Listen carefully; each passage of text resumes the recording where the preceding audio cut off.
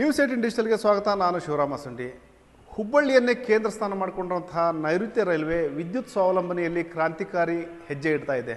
ಅದರಲ್ಲೂ ಏನು ಸೋಲಾರ್ ಅಳವಡಿಕೆ ನಂತರ ಸಾಕಷ್ಟು ಸುಧಾರಣೆ ಕಂಡಿದ್ದು ವಾರ್ಷಿಕ 3 ಕೋಟಿಗೂ ಅಧಿಕ ಹೆಚ್ಚಿನ ವಿದ್ಯುತ್ ಉಳಿತಾಯನ ಮಾಡ್ತಾ ಇದೆ.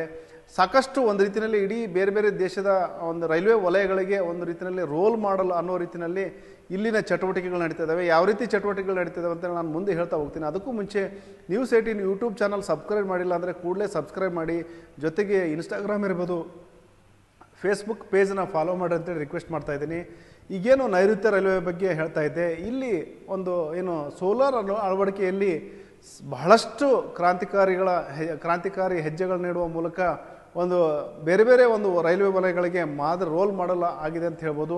ಇಲ್ಲಿ ಏನು ನೈಋತ್ಯ ರೈಲ್ವೆ ವ್ಯಾಪ್ತಿನಲ್ಲಿ 6.7 ಮೆಗಾವ್ಯಾಟ್ ವಿದ್ಯುತ್ ಉತ್ಪಾದನೆಯನ್ನು ಮಾಡಲಾಗ್ತಾ ಇದೆ. ಅಂದರೆ ಅದು ಏನು ಸೋಲಾರ್ ಅಳವಡಿಕೆ ಮಾಡಲಾಗಿದೆ ಮತ್ತು ಅಷ್ಟೇ ಪ್ರಮಾಣದಲ್ಲಿ ವಿದ್ಯುತ್ ಉತ್ಪಾದನೆಯನ್ನು ಮಾಡಲಾಗ್ತಾ ಇದೆ. ಪ್ರತಿ ವರ್ಷ 3 ಕೋಟಿಯಷ್ಟು ಅದರಿಂದ ಆದಾಯ ಗಳಿಸ್ಲಾಗಿದೆ. ಅಷ್ಟು ವಿದ್ಯುತ್ ಉಳಿತಾಯ ಆಗ್ತಾ ಇದೆ.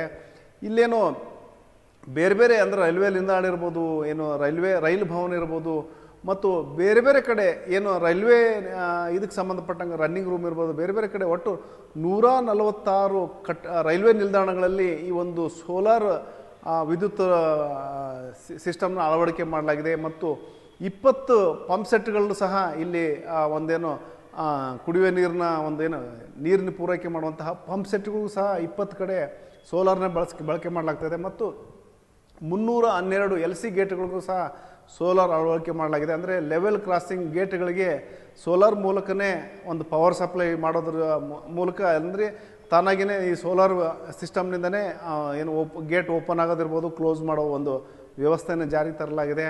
ಮತ್ತೇನು ಇದು ನೈಋತ್ಯ ರೈಲ್ವೆ ವ್ಯಾಪ್ತಿನಲ್ಲಿ 3 ಡಿವಿಷನ್ಗಳು ಬರುತ್ತೆ: ಹುಬ್ಬಳ್ಳಿ, ಬೆಂಗಳೂರು ಮತ್ತು ಮೈಸೂರು. ಈ 3 ಡಿವಿಷನ್ಗಳ ಪೈಕಿ ಬೆಂಗಳೂರು ಏನು ಡಿವಿಷನ್ ಇದೆ, ಅಲ್ಲಿ ಒಂದು 5 ರೈಲ್ವೆ ನಿಲ್ದಾಣಗಳಲ್ಲಿ 0+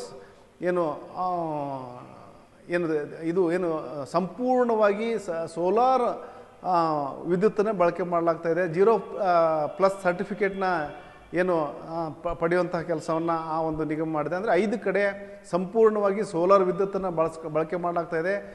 KEBಯಿಂದ ಯಾವುದೇ ರೀತಿಯ ಒಂದು ವಿದ್ಯುತ್ ಸಂಪರ್ಕ ಪಡಿಲಾರದಂತಹ ಕ್ರೆಡಿಟ್ ಆ ಒಂದು 5 ಕಡೆ ಒಂದು ವ್ಯವಸ್ಥೆ ಜಾರಿಗೆ ಬಂದಿದೆ.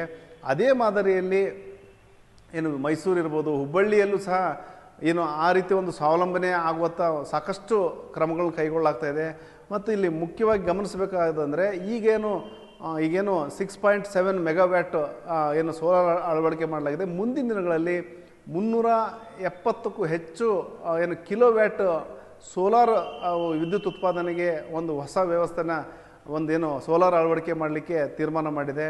ಅಂದರೆ ಈಗ ರನ್ನಿಂಗ್ ರೂಮ್ ಇರ್ಬೋದು, ಮತ್ತು ಈಗ ಎಲ್ಲೆಲ್ಲಿ ಬಿಟ್ಟಿದ್ದಾರೆ ಅಂದರೆ ಈಗೇನು ಮೇನ್ ಕಟ್ಟಡಗಳಲ್ಲಿ ಈ ಒಂದು ಸೋಲಾರ್ ವಿದ್ಯುತ್ತನ್ನ ಪ್ಯಾನಲ್ಗಳನ್ನ ಹಾಕಲಾಗಿದೆ.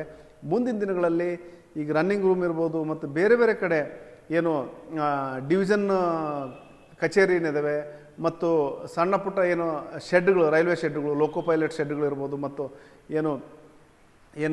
ವಿದ್ಯುತ್ ರೈಲ್ವೆ ದುರಸ್ತಿಗಾಗಿ ಬಿಲ್ಡಿಂಗ್ ಕಟ್ಟಡಗಳಿದ್ದಾವೆ.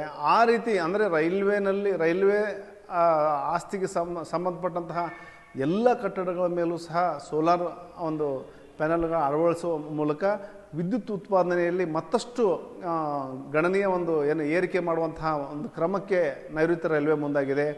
ಹಾಗಾಗಿ ಮುಂದೆ ಅಂದರೆ 2030ಕ್ಕೆ ಸಂಪೂರ್ಣವಾಗಿ ವಿದ್ಯುತ್ ಸ್ವಾವಲಂಬಿ ಆಗಲಿಕ್ಕೆ ಆಗುವತ್ತ ಹೆಜ್ಜೆ ಇಟ್ಟಿರೋದಾಗಿ ನೈಋತ್ಯ ರೈಲ್ವೆ CPRO ಮಂಜುನಾಥ್ ಕನಮಡೆ ಅವರು ಸಹ ಮಾಹಿತಿ ಕೊಟ್ಟಿದ್ದಾರೆ. ಒಟ್ಟಾರೆ ಸೋಲಾರ್ ಅಳವಡಿಕೆಯಲ್ಲಿ ಸಾಕಷ್ಟು ಪ್ರಗತಿ ಕಂಡಿದೆ ನೈಋತ್ಯ ರೈಲ್ವೆ ವಲಯ.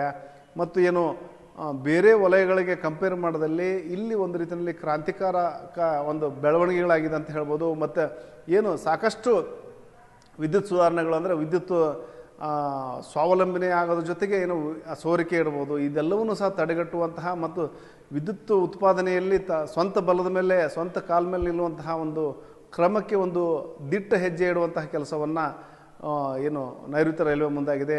ಇಲ್ಲಿ 0 ಕಾರ್ಬನ್ ಅಂತ ಒಂದು ಕಾನ್ಸೆಪ್ಟು, ಅಂದರೆ 0 ಕಾರ್ಬನ್ ಪರಿಕಲ್ಪನೆ ಜೊತೆಗೆ ಈ ಒಂದು ಇವೆಲ್ಲವನ್ನೂ ಸಹ ಸುಧಾರಣೆಗಳನ್ನು ತರುವಂತಹ ಕೆಲಸವನ್ನು ನೈಋತ್ಯ ರೈಲ್ವೆ ಮಾಡ್ತಾ ಇದೆ.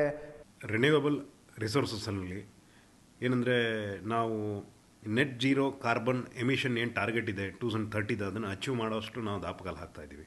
ಸೊ ಇಲ್ಲಿ ತನಕ ನಮ್ಮದು installed capacity of south western railway ಈ ಸೋಲಾರ್ ಎನರ್ಜಿ ಟ್ಯಾಪಿಂಗಲ್ಲಿ 6.7 ಮೆಗಾವ್ಯಾಟ್ಸನ್ನ ನಾವು ಇನ್ಸ್ಟಾಲ್ ಮಾಡಿದ್ದೀವಿ ಇಲ್ಲಿ ತನಕ. ಸೊ ಇದರಲ್ಲಿ ಆಲ್ಮೋಸ್ಟ್ ಲೈಕ್ 146 ಸ್ಟೇಷನ್ಸ್ ಬರುತ್ತೆ. ಆಮೇಲೆ ಸರ್ವಿಸ್ ಬಿಲ್ಡಿಂಗ್ಸ್ 27 ಲೊಕೇಶನ್ನಲ್ಲಿ ಸರ್ವಿಸ್ ಬಿಲ್ಡಿಂಗ್ಸ್ ಏನಿರುತ್ತೆ, ಅದಾದಮೇಲೆ ಸೋಲಾರ್ ಪಂಪ್ಸ್ 22 ಲೊಕೇಶನ್ದಲ್ಲಿ, ಮತ್ತು LC Gates level crossing Gates ಏನಿರುತ್ತೆ ಅದು ಆಲ್ಮೋಸ್ಟ್ 312 ಲೊಕೇಶನ್ದಲ್ಲಿ ನಾವು ಇದನ್ನು ಇನ್ಸ್ಟಾಲೇಷನ್ಸ್ ಮಾಡಿದ್ದೀವಿ. ಸೊ ಈ ವರ್ಷ ನಾವು ಏನಂದರೆ ಬರೋ ವರ್ಷ 382 ಕಿಲೋವ್ಯಾಟ್ ಅದನ್ನು ಕೂಡ ನಾವು ಆ್ಯಡ್ ಮಾಡ್ತಾಯಿದ್ದೀವಿ. ಈ 6.7 ಮೆಗಾವ್ಯಾಟ್ಸ್ದಿಂದ ನಾವು ಪ್ರತಿ ವರ್ಷ almost near to 3 crore savings ನಡೀತಾ ಇದೆ. ಸೊ ಇದು ಏನಂದರೆ ನಾವು ಬರ್ತಾ ಇನ್ನು ಕಮಿಂಗ್ ಇಯರ್ಸ್ದಲ್ಲಿ ಈ ರನ್ನಿಂಗ್ ರೂಮ್ಸ್ ಇದ್ದಾವೆ ನಮ್ಮದು, ಮತ್ತು ರೆಸ್ಟ್ ಹೌಸಸ್, ಮತ್ತು ಟ್ರೈನಿಂಗ್ ಇನ್ಸ್ಟಿಟ್ಯೂಟ್, RPF ಬರಾಕ್ಸ್, ಮತ್ತು ಅಪಾರ್ಟ್ ಫ್ರಮ್ ದಟ್ ಏನು ಮೆಮು ಮತ್ತು ಡೆಮು ಶೆಡ್ಸ್ ಏನಿದ್ದಾವೆ, ಮತ್ತು ಏನು ಬೇರೆ office buildings like permanent way offices, substations, ಇವೆಲ್ಲದ್ರದ ಮೇಲೂ ಕೂಡ ನಾವು ಏನು ನಮ್ಮ ಈ ಸೋಲಾರ್ ಎನರ್ಜಿನ ಟ್ಯಾಪ್ ಮಾಡೋ ಇನ್ಸ್ಟಾಲೇಷನ್ಸ್ ಮಾಡ್ತಾಯಿದ್ದೀವಿ.